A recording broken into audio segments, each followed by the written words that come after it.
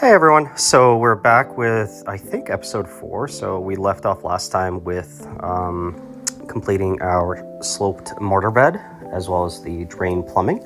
And this one we're going to get into waterproofing. So first things first, we're going to vacuum our mortar bed and just to make sure we get any loose debris. And to waterproof this shower, I ended up going with a product called LATICRETE Hydro Ban.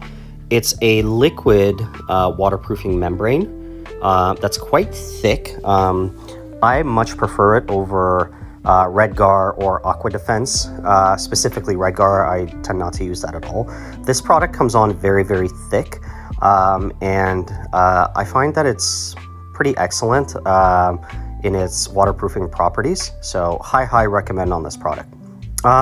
So what we're doing here is we're starting to apply the first coat of the Hydro Ban, and any corners where I didn't end up applying thin set and the fabric membrane, I'm applying it now with the first coat of Hydro Ban. So the process is quite similar. You would apply some Hydro Ban and then afterwards put the membrane and then add a little bit more afterwards to make sure it has good penetration. Mainly I did that on the inside corner and the bottom edge of the from the shower pan and the cement boards. So I did all the corners and the edges and then I went with a roller.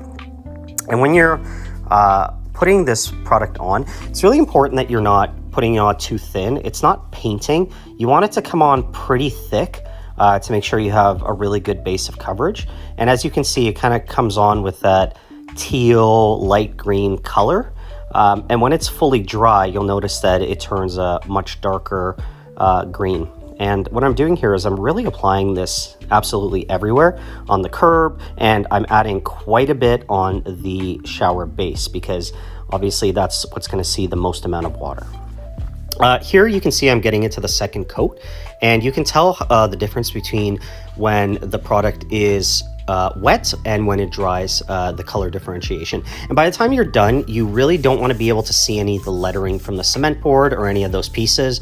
You really want it to be a solid green color all the way around. And I ended up applying 3 coats here just to be extra safe, specifically on the shower base to make sure I had really good coverage.